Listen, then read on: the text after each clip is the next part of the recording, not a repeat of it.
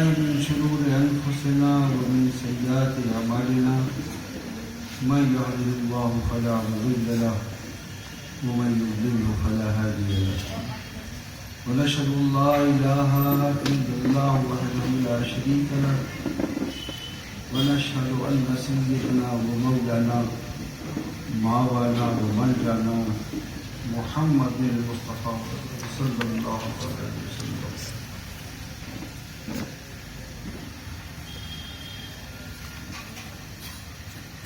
أعوذ بالله من الشيطان الرجيم. بسم الله الرحمن الرحيم. إن الدين عند الله الإسلام.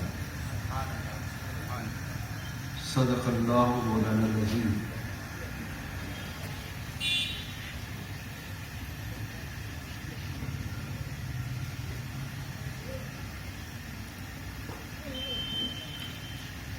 آج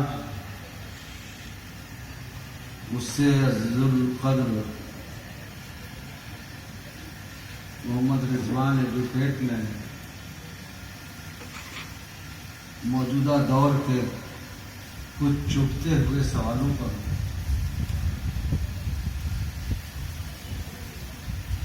سوال کیا اور فرمائش کی ان موضوعات پر ایک ایک عنوان علماء کرام کو تقسیم کیا جائے اور اس سلسلے میں برادران ہند کو یہ اور بات ہے کہ ہم برادر کہتے ہیں، وہ ہمیں دشمن سمجھتے ہیں، تو غیروں کو مطمئن کیا جائے. عزیزان ملت، یہ وہ دور ہے جب اپنے ہی مطمئن نہیں ہیں، غیروں کو ہم کیا مطمئن کریں.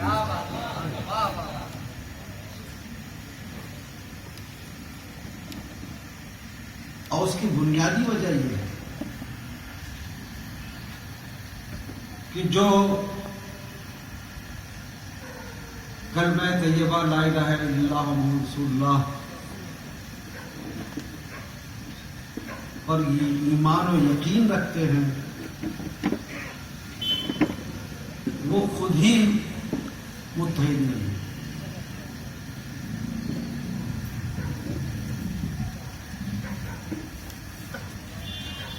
کم از کم کلمہ طیبہ کی بنیاد پر تو متحد ہونا ہی چاہیے تھا، لیکن یہ احساس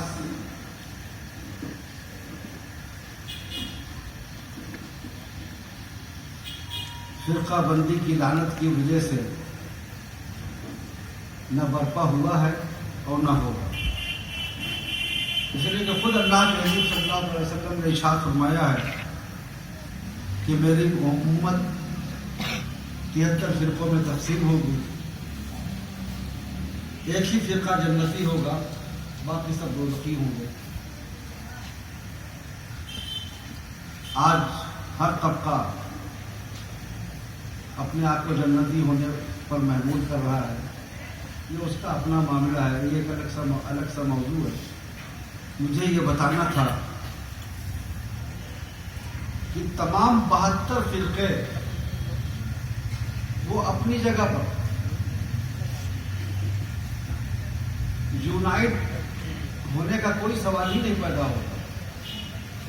جب اللہ کے حبیب صلی اللہ تعالیٰ علیہ وسلم نے جنتی اور دوزخی میں 73 کو تقسیم کر دیا اور 72 کو ناری قرار دیا ہے، ایک کو ناجی قرار دیا ہے، تو جنتی اور جہنمی میں اتفاق ممکن ہی نہیں. جنتی اور جہنمی ایک ہو ہی نہیں سکتے، اور خدا کرے کبھی نہ ایک ہو. وہاں تو ایک ہوں گے ہی نہیں. ہاں ایک جگہ ایک ہوں گے، 72 ایک ٹھکانے پر اکٹھا ہو جائے گا. جو 72 کا ٹھکانہ ہے وہ وہاں یکجا ہو جائیں گے اور ہم وہاں بھی الگ رہیں گے. اپنی نمایاں حیثیت،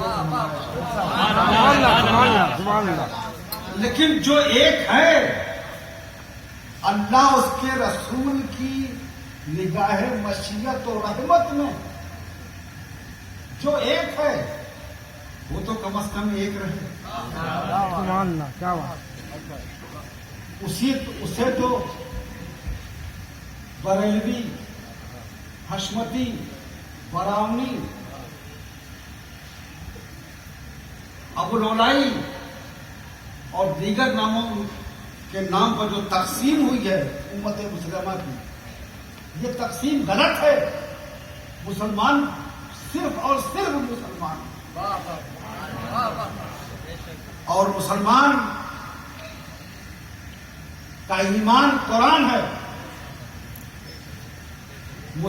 آج کے زمانے میں ہم سے ایک مطالبہ کیا جا رہا ہے، اس کے باوجود بھی کہ ہم قرآن پر یقین رکھتے ہیں اور قرآن یہ کہتا ہے کہ اللہ کے نزدیک سب سے پسندیدہ مذہب اسلام ہے. ہم اسلام والے ہیں اور اسلام والے ہونے کی بنیاد پر ہم مسلمان کہلاتے ہیں. تو مسلمان سب سے پہلے اسلام والا ہے اور اس کا ایمان قرآن پر ہے، اور قرآن ہی ہمارا اصل سنویدھان ہے. کہا جا رہا ہے کہ ہندوستان میں سب سے پہلے سنویدھان، پھر دیگر مذہب کا قانون، پھر آپ کا مذہب ہے. ہم یہ کہتے ہیں کہ سب سے پہلے ہم مسلمان ہیں، قرآن کی بنیاد پر مسلمان ہیں، اسلام کی بنیاد پر مسلمان ہیں. ہمارا سنویدھان قرآن ہے اور قرآن سے بڑھ کر ہم ہندوستان کے سنویدھان کو نہیں مانتے. پہلے ہمارا سنویدھان نہیں، یہ ہماری طبیعت کا بنایا ہوا سنویدھان ہے، یہ ہماری طبیعت کا سنویدھان ہے. ہم نے اپنی مرضی سے جیسا چاہا قانون بنا لیا اپنے جینے کا. لیکن یہ اور لوگ تو اسے اپنا سکتے ہیں جن کا اپنا کوئی سنویدھان نہیں، جن کے یہاں صرف آستھا ہے، جن کے یہاں صرف عقیدت ہے، کوئی سنویدھان نہیں. ان کے لیے ہندوستان کا سنویدھان ہو سکتا ہے. ہمارے لیے ہمارا سنویدھان قرآن ہے، ہمارا دستور قرآن ہے، ہمارا ایمان قرآن ہے، اور جو قرآن کہے گا ہم اس کو پہلے مانیں گے. ہاں، ہندوستان کا وہ سنویدھان جو اسلام سے کوئی ٹکراؤ نہیں رکھتا ہے، ہم اس کو رسپیکٹ دیں گے. لیکن رسپیکٹ دینا اور ہے، ایمان دینا اور ہے. ہم رسپیکٹ دیں گے سنویدھان کو، لیکن اپنا سنویدھان نہیں بدلیں گے. قرآن نے کہہ دیا کہ مسلمان مردوں کو 3 طلاق کا حق دیا جاتا ہے. 3 طلاق کا حق دیا جاتا ہے مردوں کو. لیکن اس کے ساتھ ایک دلچسپ جملہ بھی سن لیں. شریعت مطہرہ نے، اللہ کے حبیب صلی اللہ تعالی علیہ وسلم نے ایک بڑی دلچسپ بات یہ بھی بیان فرمائی ہے کہ اگر کوئی شوہر اپنی خوشی سے اپنے طلاق کا جو حق اسے اللہ اس کے رسول کی جانب سے دیا گیا ہے اپنی بیوی کو عطا کر دے، بیوی کو اپنا حق طلاق دے دے، تو پھر شوہر طلاق کے حق سے محروم ہو جائے گا اور بیوی جب چاہے بھی طلاق دے گی. لیکن اللہ رب العزت نے، اللہ کے رسول نے یہ حق مردوں کو دیا، اور اس کا بھی ایسا نہیں کہ آپ نے مشین گن اٹھائی، ٹریگر دباتے چلے گئے. اس کا اپنا ایک سسٹم ہے، ایک طریقہ ہے. اور وہ طریقہ یہ ہے کہ جب اس کے سوا کوئی چارہ نہ ہو، جب طلاق کے سوا زوجین کے درمیان اور کوئی مفاہمت، ہم آہنگی کا کوئی راستہ نہ بچے، اور یہی ایک حل، واحد حل بچے اور یہ حل صرف اس لیے رکھا گیا کہ شوہر اور بیوی کے درمیان اگر مفاہمت نہیں ہے تو گھر جہنم نہ بن سکے، دو زندگیاں نکاح کے نام پر تباہ و برباد نہ ہو سکے۔ اگر مفاہمت آپس میں رضامندی نہیں ہو پا رہی ہے یا آپس میں ایڈجسٹمنٹ نہیں ہو پا رہا ہے تو طلاق کی آخری صورت رکھی گئی، وہ بھی شرط کے ساتھ ایک طریقہ اس کا متعین کیا گیا کہ 3 توہر میں طلاق دیا جائے، 3 ایک ساتھ نہ دیا۔ 1 مہینے میں جب عورت پاک ہو، اگر طلاق کے سوا کوئی راستہ نہیں ہے علیحدگی کے سوا تو طلاق دیا جائے، ایک ہی دن، یہ طریقہ۔ اور 1 مہینے کا پیریڈ بیچ میں رکھا گیا کہ دونوں اس طلاق کی لعنت کو محسوس کریں اور لوٹ آئیں۔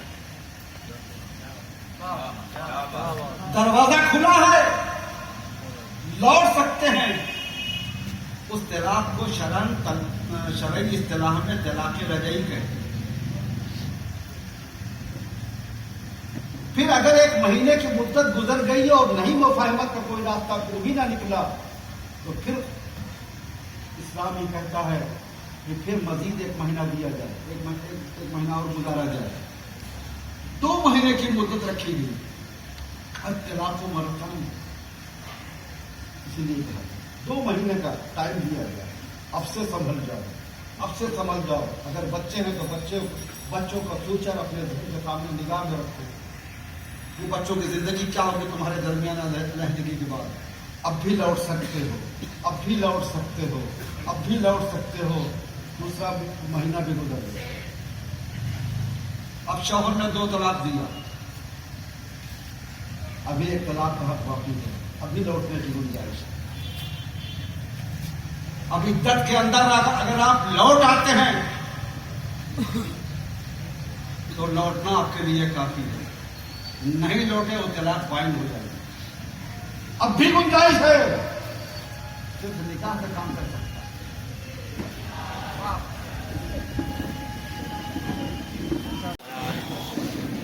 طلاق کے ثلاثہ پر آج سپریم کورٹ سے لے کر کے اور گھر گھر بحثیں چل رہی ہیں۔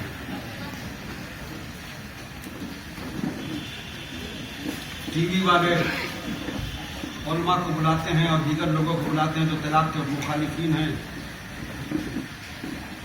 اور ٹی وی چینل کے اینکر علماء سے دعوت تو دیتے ہیں آپ بولیے، لیکن جب عالم شریعت کی بات کرتا ہے، دین کی بات کرتا ہے، قرآن کا حوالہ دیتا ہے، اسے بولنے نہیں دیتے اور اینکر خود ایک پارٹی بن جاتا ہے۔ میں منع کرتا ہوں اپنے علماء کرام سے کہ خدا کے لیے چاہے وہ مولانا انصار رضا ہو اور چاہے وہ یہاں کی مسجد کے ٹیپو سلطان مسجد کے پیش امام ہوں برکتی صاحب، وہ اب کبھی قدم نہ رکھیں گے کسی ٹی وی اسٹیشن پر۔ بہت ذلیل ہو کر کے نکلے ہیں وہ، انہوں نے اپنی بات بھی نہیں کہنے دی کہ مولانا انصار رضا کا بھی حشر میں نے دیکھا ہے اس موبائل سے بھی۔ اس لیے کہ جہاں آپ کی بات نہ سنی جائے وہاں اپنی بات کے وزن کو مت گھٹائیے، مت جائیے۔ آپ کو بولنے کے لیے اسٹیج فراہم ہے، آپ اسٹیج پر یہی باتیں کہہ سکتے ہیں، آپ طلاق کے سلسلے میں قرآنی دلائل دے سکتے ہیں، احادیث سے دلائل دے سکتے ہیں۔ کیا ضرورت ہے ان چینلوں کے پاس جو آپ کو بولنے بھی لگے اور اسلام کا بربلا مذاق اڑائے؟ تو میں عرض کر رہا تھا 2 مہینے تک اسلام نے پوری گنجائش دی ہے، اب سے لوٹ جاؤ، لوٹ سکتے ہو، ابھی بھی لوٹ سکتے ہو، ابھی بھی لوٹ سکتے ہو۔ اگر 3 مہینہ کی مدت گزر گئی اور آپ 2 ہی طلاق پر ٹھہرے ہوئے ہیں، عدت گزر گئی تو وہ طلاق پھر فائن ہو جائے گا، پھر بھی گنجائش ہے، صرف نکاح پڑھا لینا کافی ہے۔ لیکن اگر آپ دوسری طلاق میں بھی نہیں ٹھہرے اور پھر تیسرے طلاق میں، لیکن پاکی شرط ہے، پاکی کے ٹائم میں ہو، عورت پاکیزگی کے عالم میں ہو، پھر اسے اگر آپ طلاق دیتے ہیں تو وہ مغلظہ طلاق ہو جائے گا اور پھر واپسی کی کوئی گنجائش نہیں. اب مغلظہ کے بعد میں نے دیکھا ہے کچھ لوگوں کو احساس ہوتا ہے، تب بیدار ہوتا ہے جب چڑیا کھیت چھپ جاتی ہے، تب احساس ہوتا ہے جب بچوں کی آہو بوکا انہیں پریشان کرتی ہے، بے چین کرتی ہے، جب اپنی زندگی انہیں ایک دشوار پہاڑ کی طرح سے نظر آتی ہے، جب ایک وقت کا کھانا بھی سکون سے میسر نہیں آتا ہے، بچے ماں کے لیے تڑپتے اور بلکتے ہیں، تب پھر مولانا لوگوں کے پاس دوڑتے ہیں، مولانا صاحبان کوئی راستہ نکال دو، کوئی راستہ نکال دو، کوئی راستہ اب سے نکال دو. تو ایک فرقہ ایسا ہے مسلم کہلانے والا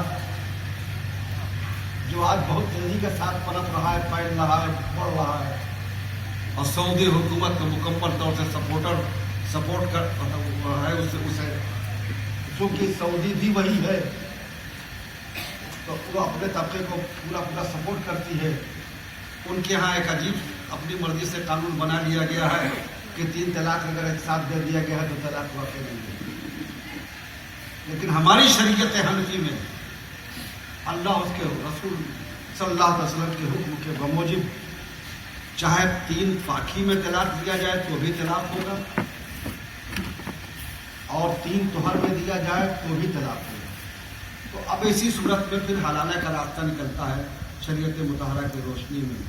لیکن اسلام کی عظمت اور اسلام کی رحمت پر قربان جاؤ، اللہ اس کے حبیب صلی اللہ علیہ وسلم نے کتنا مہذب طریقہ حلالہ کا نکالا ہے.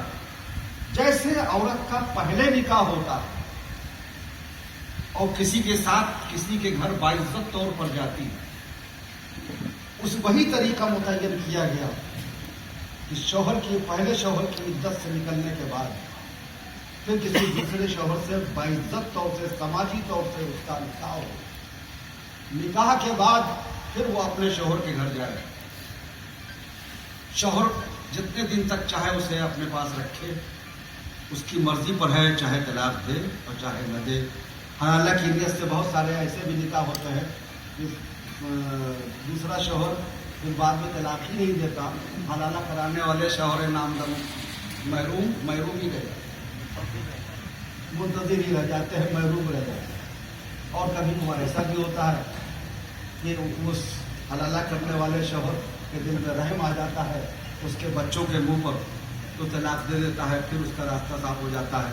پھر وہ عزت گزارنے کے بعد پھر باعزت طور سے پہلے شوہر کے ساتھ نکاح ہوتا ہے، پھر اس کے گھر آتی ہے.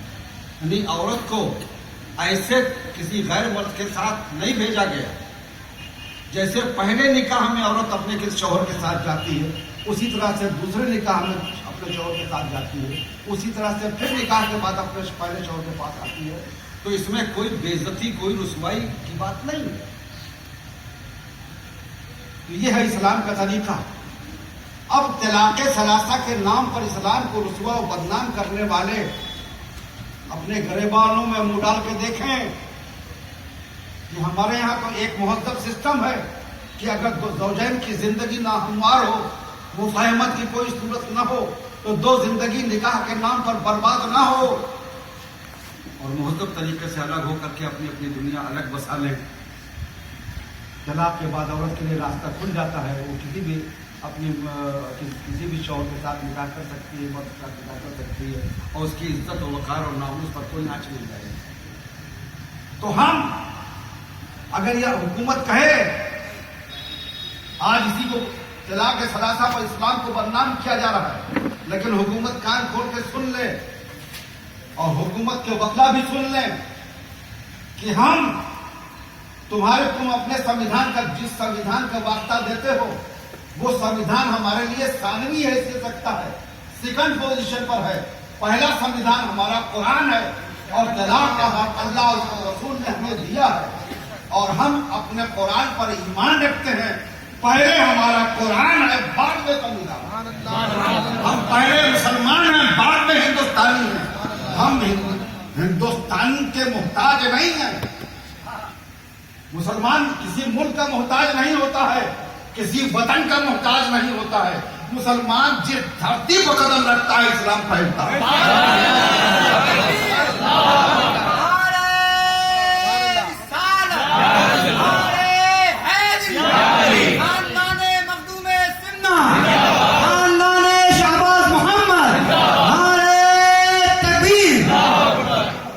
مثال میں آپ کو دیتا ہوں، ہندوستان مکمل کفرستان تھا، مکمل کفرستان تھا. ایک مرد مومن پیدا ہوا جسے دنیا مسعود غازی کہتی ہے.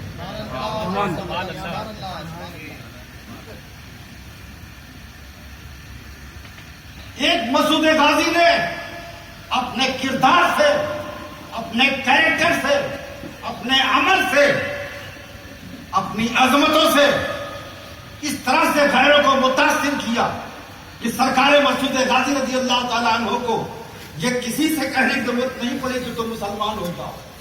اسلام مسعود غازی کی صورت میں دنیا دیکھ رہی تھی، ان کے کردار میں اسلام کا مشاہدہ کر رہی تھی دنیا. اور وہ قوم جو کفر میں مبتلا تھی، جب اس نے ایک سچے مذہب کو دیکھا جہاں صرف آستھا نہیں تھی،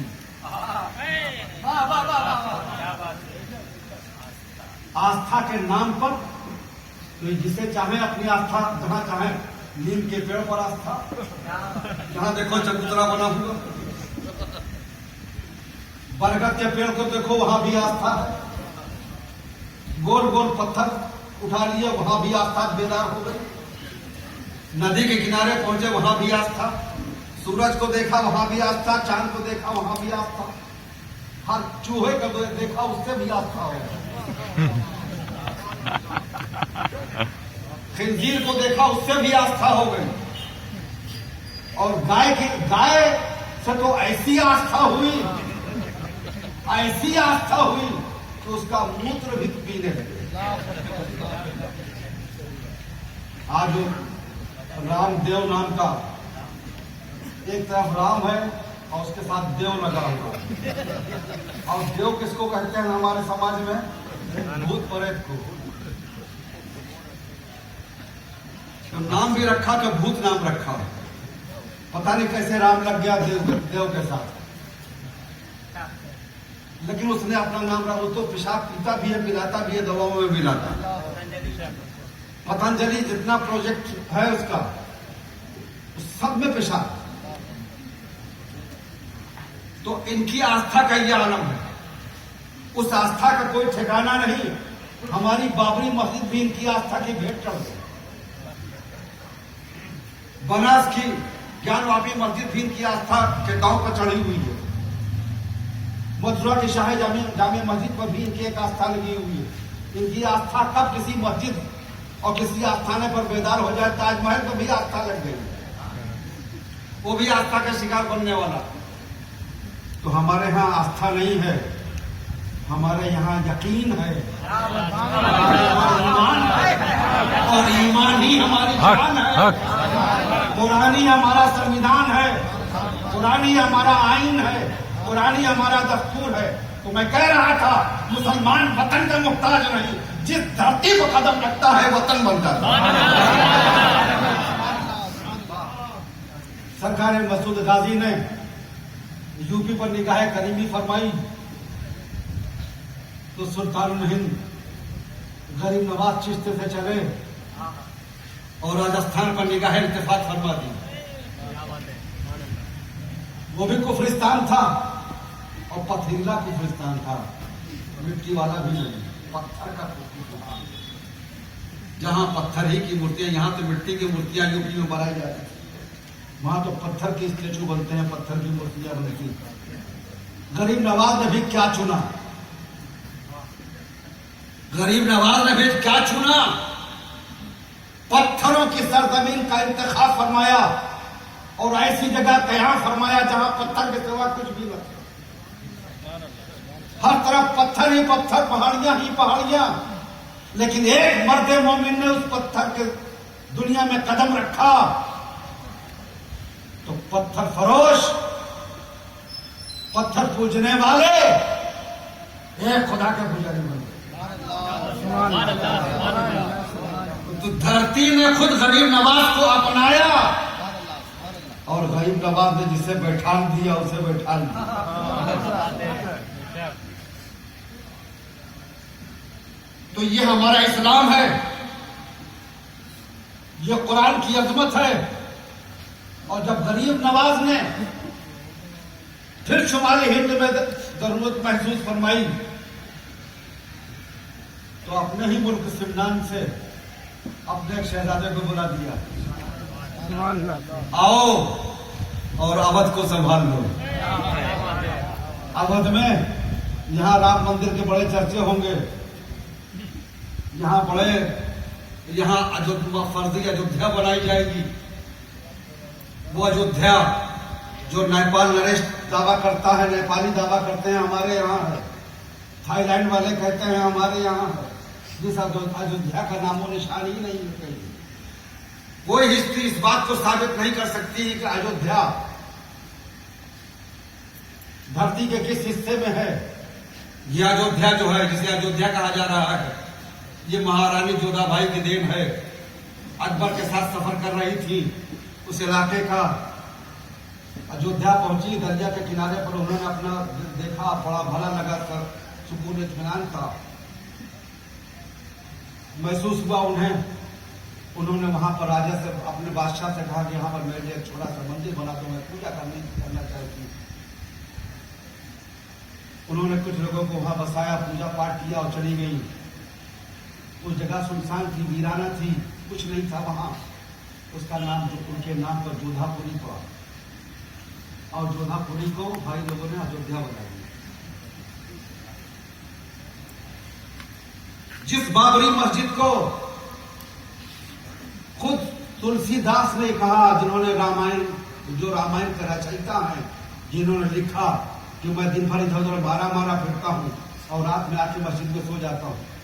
ان کا یہ شلوک مجھے اچھی طرح سے یاد ہے, اس وقت ذہن میں نہیں آ رہا ہے, میرے پاس لکھا ہوا رامائن میں ہے. اسی مسجد میں آ کر کے رات میں رہتے تھے. انہوں نے بھی اسے مسجد لکھا. تو اگر وہ واقعی رام مندر ہوتا تو تلسی داس کو کس نے روکا تھا مندر لکھنے پر؟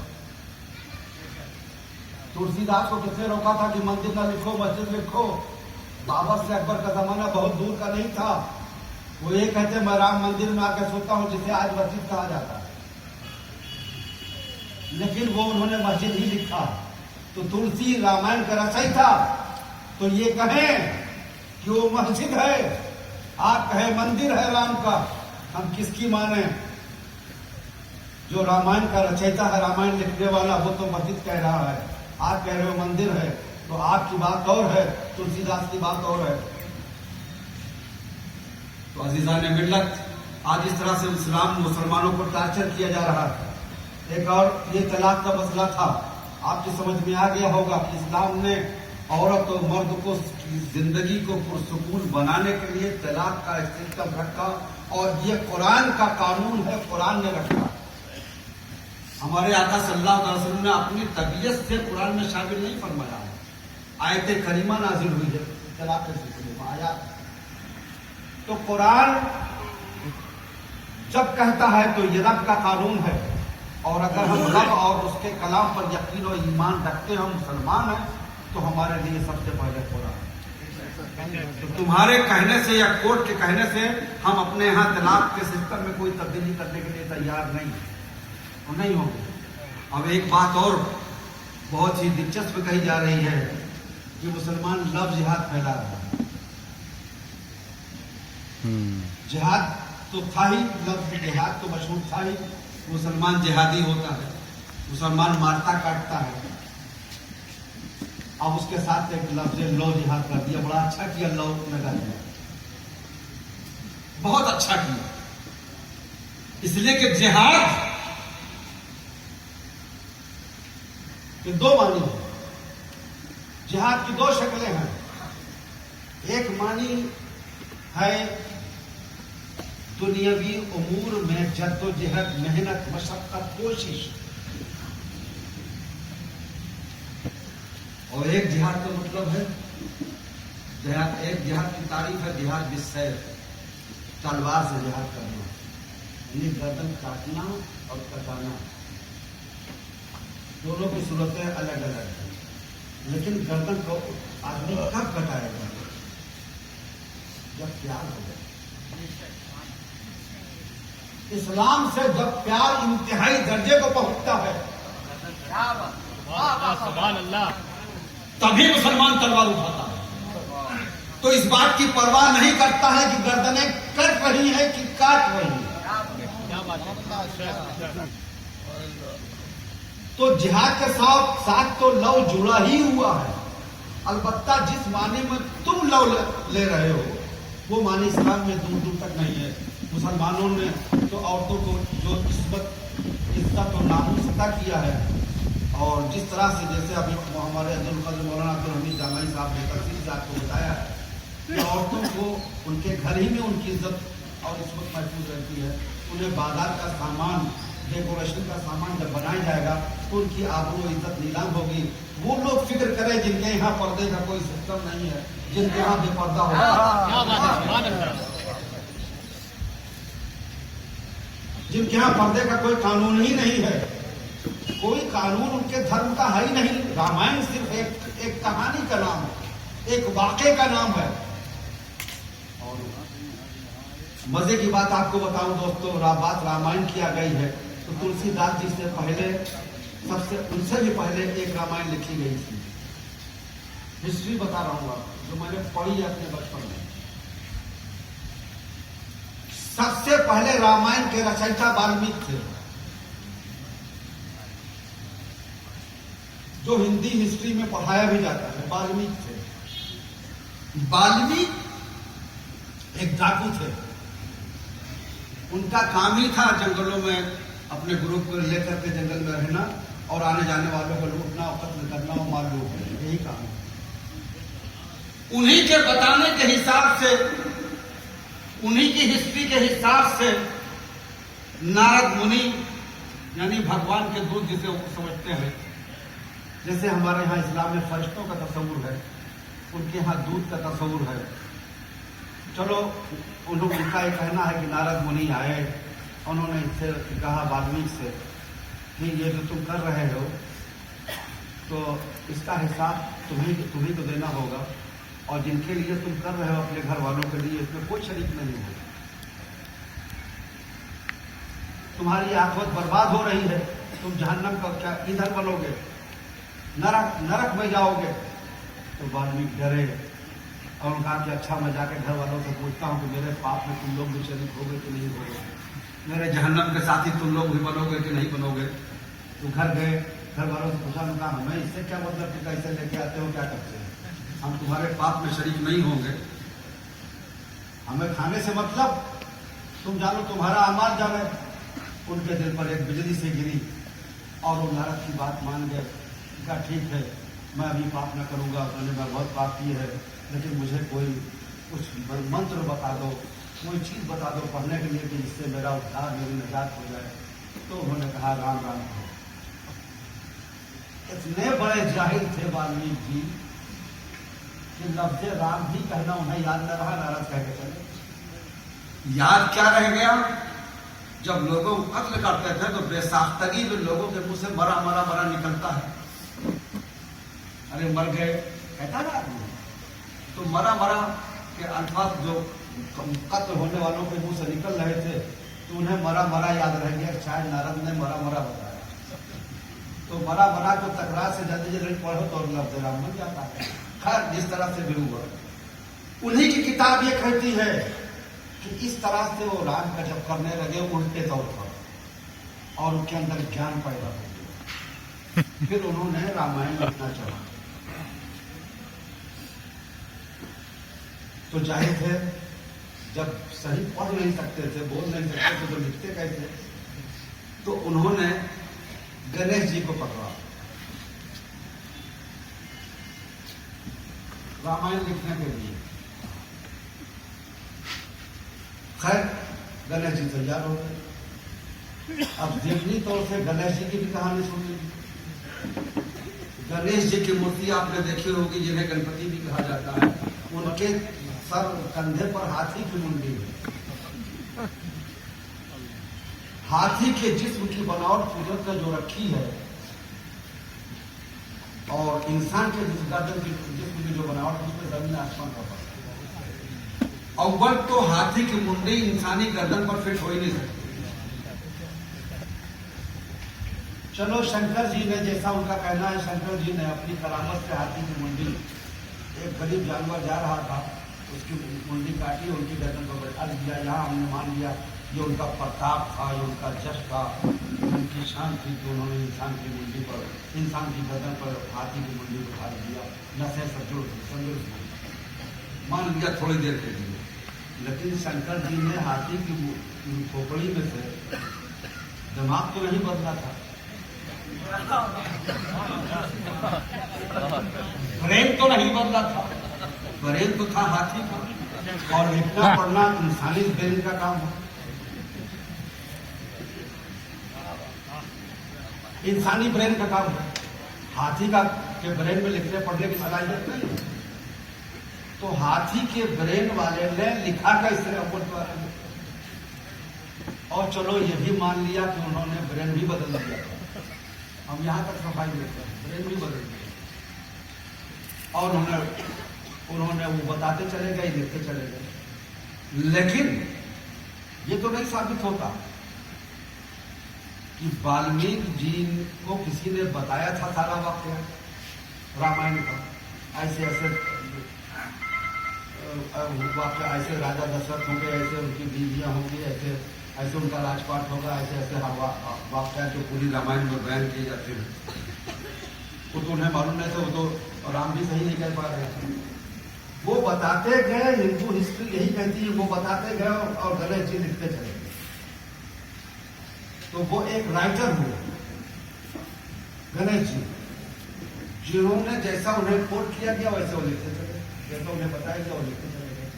तो उनके वाल्मीकि जी के दिमाग की जो पैदावार थी, दिमाग में जो किस्सा कहानी थी, एक ड्रामा था, उन्होंने वो लिखवा दिया। तो हकीकत तो होगी नहीं, होगी कहानी नहीं।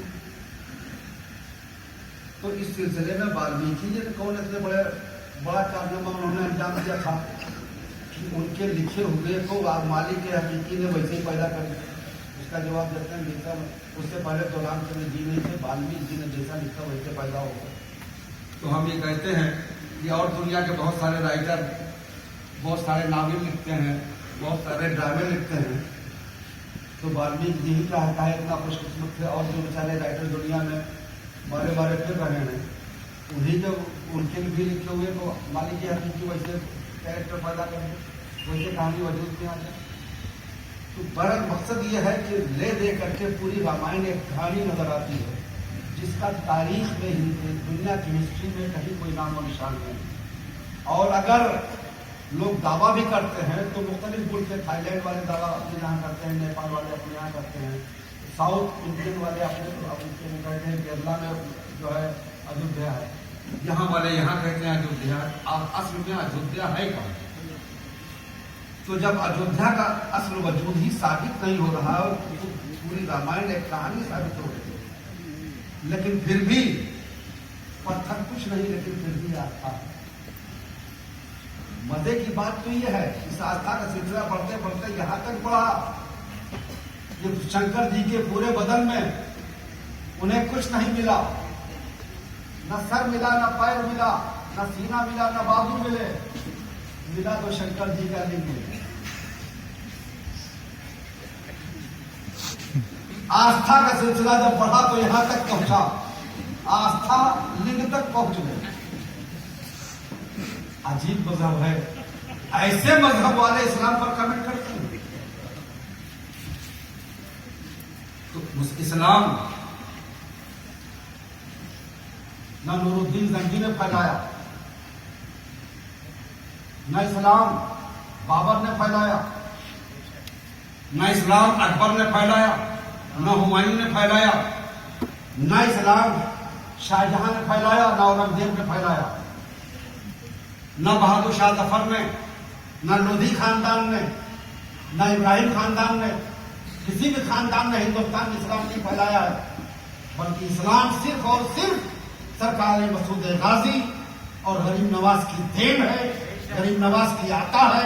जब वो साउथ में साहबे कराम जो हिंदुस्तान में तशरीफ लाए, जिनका मजार केरला में है, वो हजरात की ने इस्लाम वहाँ फैलाया, और बाकी हिंदुस्तान में गरीब नवाज ने और सरकार मसूद गांधी ने फैलाया। खुद मेरे मखदूम अशरफ सिमनानी रज़ियल्लाहु तआला अन्हु ने 90,000 हिंदुओं को मुसलमान बनाया। कहीं किसी के पास न गरीब नवाज के पास तलवार थी, न मखदूम अशरफ सिमनानी के पास तलवार थी, न जाने कितने लोग मुसलमान हुए। कौन सी तलवार थी जिससे मुसलमान हुए? दोस्तों, हकीकत यह है कि ये कैरेक्टर की तलवार थी, किरदार की तलवार थी, इस्लामी अखलाक की तलवार थी, इस्लामी मुसावात की तलवार थी, इस्लामी भाईचारे की तलवार थी, इस्लामी समाज की तलवार थी, जिसने बगैर कहे गरीब नवाज ने किसी से नहीं कहा तुम मुसलमान हो जाओ। गरीब नवाज की सूरत में उन्हें इस्लाम नजर आया, सलामती नजर आई, अमन नजर आया, खुशहाली नजर आई, भाईचारा नजर आया, इंसानी बराबरी नजर आई। और जो दर्जों आस्था वाले हकीकी आस्था को पहुंच गए, जहां वो आस्था जिसका ताल्लुक अल्लाह और उसके रसूल। तो हम जिहाद, अल्लाह के हबीब सल्लल्लाहु अलैहि वसल्लम उसकी दो शक्ल बयान फरमाई है। जिहाद दो है, एक जिहाद बिन नफ्स, एक जिहाद बिस सैफ। लेकिन सरकार ने एक जिहाद बिस सैफ यानी तलवार वाले जिहाद से वापसी के मौके पर सहाबा किराम को मुखातब होकर फरमाया था, मेरे दोस्त, मेरे अजीजों, मेरे शहीदों, सुन लो, हम जिहाद असगर से जिहाद अकबर की तरफ लौट रहे हैं। तलवार वाले जिहाद को जिहाद असगर कहा सरकार ने, और नफ्स के साथ जिहाद, समाज में जिंदगी गुजारने को, अच्छी जिंदगी गुजारने को जिहाद अकबर फरमाया। मुसलमान तलवार सिर्फ एक सूरत में उठाता है, जिहाद सिर्फ एक सूरत में करता है। नफ्स वाले जिहाद तो करता ही रहता है जिंदगी भर, लेकिन जब तलवार वाली बात आती है तो बस एक सूरत में। जब हिंदुस्तान में इस्लाम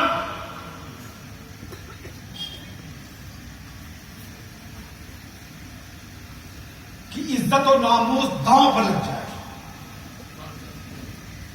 जब हिंदुस्तान में मस्जिदों को शहीद कर दिया जाए और मुसलमानों को जबरन इबादत से रोका जाने लगे, जब कुरान पर अमल करने से जबरन रोक दिया जाए, जब नमाज पढ़ने से जबरन रोक दिया जाए, जब रोजा रखने से जबरन रोक दिया जाए, जब निकाह करने से जबरन रोक दिया जाए, और आग के इर्द गिर्द फेरा लगाने पर मजबूर कर दिया जाए, यानी इस्लाम को मुकम्मल तौर से अमलन छोड़कर जबरन हिंदुइज्म या हिंदू राष्ट्र का नारा लगाते हुए अपने ईमान और इस्लाम को दांव पर लगने की बारी आ जाए, ऐसे वक्त में मुसलमानों को तलवार उठाने का हुक्म, तब तलवार उठाए। और उससे पहले एक सूरत और भी है कि अगर तुम में तलवार उठाने की सकत नहीं है तो किसी मुल्क में हिजरत कर जाओ। जब हिजरत कर जाओ, और हिजरत नहीं कर सकते, माइग्रेशन नहीं कर सकते आप, और न कोई मुल्क आपको एक्सेप्ट करेगा। आपके सामने बहुत सारी मिसालें हैं। बर्मा में रोहिंग्या मुसलमानों को बांग्लादेशी कहकर उन्हें दिन रात तबाह किया जा रहा है, लेकिन बांग्लादेश उन्हें एक्सेप्ट करने के लिए तैयार है। पाकिस्तान हमें एक्सेप्ट करने के लिए तैयार नहीं, सऊदी हमें एक्सेप्ट करने के लिए तैयार नहीं, अफगानिस्तान हमें एक्सेप्ट करने के लिए तैयार नहीं, ईरान हमें एक्सेप्ट करने के लिए तैयार नहीं। हमारे लिए हर तरफ से दरवाजा बंद हो चुका है। अब हम कहीं अपने दीन, अपने और ईमान को बचाने के लिए कहीं मुल्क से बाहर जा भी नहीं सकते। तो हमारे लिए अब सिवाय एक रास्ते के, हम कट जाए और या तो काट डालें। लेकिन उस वक्त तक हमें इसकी इजाजत नहीं है। उलमाए किराम, मुफ्तियान निज़ाम उस वक्त तक इसका फतवा नहीं दे सकते जब तक इस्लाम को बैन नहीं किया जाता, जब तक इस्लाम को पाबंद नहीं कर दिया जाता, जब तक मुसलमानों को एकदम से मजबूर नहीं कर दिया जाता इसके लिए। और उस वक्त तक ये लोग अपनी खैर मनाएं। अगर ये भूत इसी तरह से सवार रहा और आस्था का यही चक्कर चलता रहा, आज गोश्त पर पाबंदी लगी है, गाय के गोश्त पर। हमारे यूपी में तो सिर्फ मुर्गे तक का गोश्त बंद कर दिया गया। लेकिन दोस्तों, चाहे गाय हो, चाहे मुर्गा हो, चाहे खसी हो, चाहे बकरी हो, कुछ भी हो, ये सब सिर्फ जायज चीजें हैं इस्लाम में। صرف جائز ہے، مباح ہے، کھاؤ تو کوئی فرق نہیں، نہ کھاؤ تو کوئی بات نہیں۔ صرف کھسی کا گوشت کھانا سنت ہے، گائے کا گوشت سرکار سے ثابت نہیں ہے، وہ صرف جائز ہے، نہ اس کے کھانے میں ثواب ہے بلکہ اس کے کھانے میں بہت ساری بیماریاں آپ کے جسم میں پیدا ہوتی ہیں۔ خدا کے لیے ایک جائز کے لیے اپنی عزت و حرمت، اپنی آبرو، اپنے ناموس کو داؤ پر نہ لگاؤ۔ وہ کہتے ہیں ہم نہیں کھانے دیں گے، آپ چھوڑو،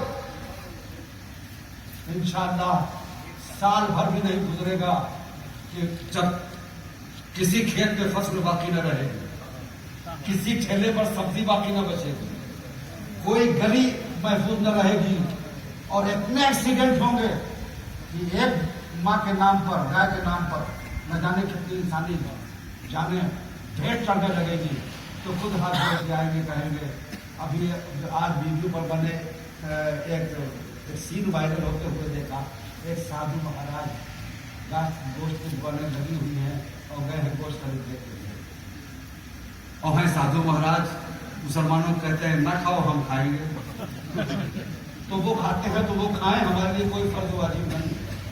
ہم یہ بس صرف ہماری التجا آپ سب سے یہی ہے کہ اس گائے کے نام پر، اس بیل کے نام پر آج پورے ملک میں مسلمانوں کی عزت آبرو داؤ پر لگی ہوئی ہے۔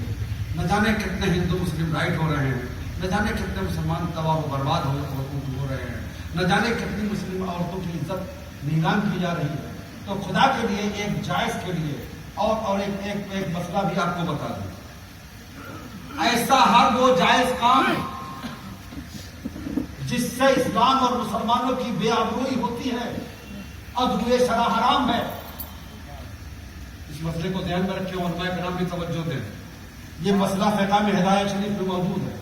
تو وہ جائز کام جس کی بنیاد پر اسلام مسلمان رسوا اور بدنام ہوتا ہے، وہ حرام ہے، اسے وہ جائز کام نہیں کیا جائے۔ تو اسلام، ہماری فقہ، ہماری شریعت ہمیں یہ حکم دیتی ہے، تو خدا کے لیے شریعت مطالعہ کی اس حکم پر آپ لوگ عمل کرنے کی کوشش کریں، اور ایک سال چھوڑ دیں، ایک سال آپ اس جائز کو چھوڑ دیں گے، وہی جائز واجب ہو کر کے آپ کے پاس آ جائے گا۔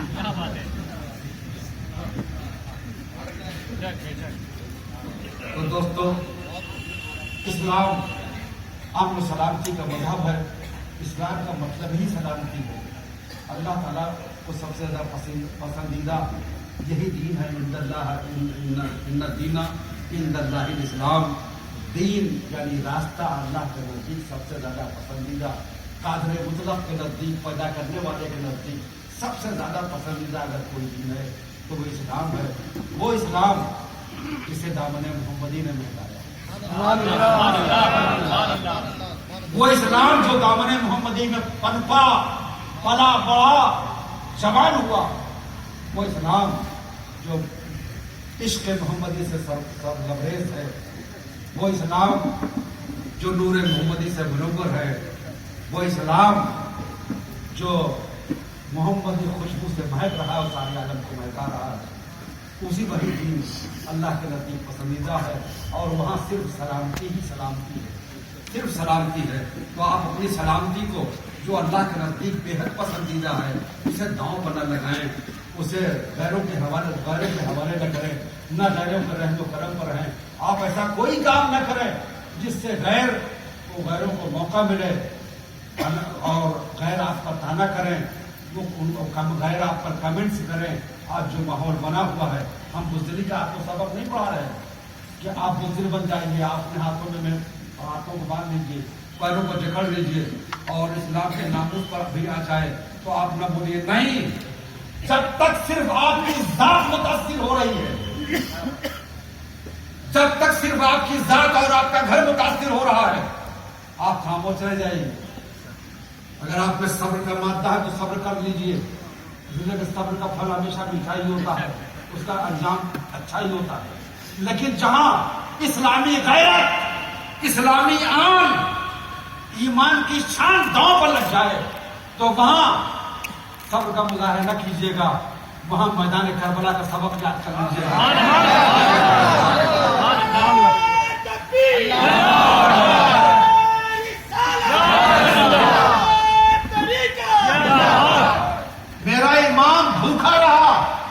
اس کے لخت جگر بھوکے رہے، دوست احباب بھوکے پیاسے رہے، دل کے ٹکڑے بھوکے اور پیاسے رہے، گرمی کی شدت میں تڑپتے رہے، امام صبر کرے، آخر وقت تک صبر کی انتہائی منزلوں سے گزر گئے امام۔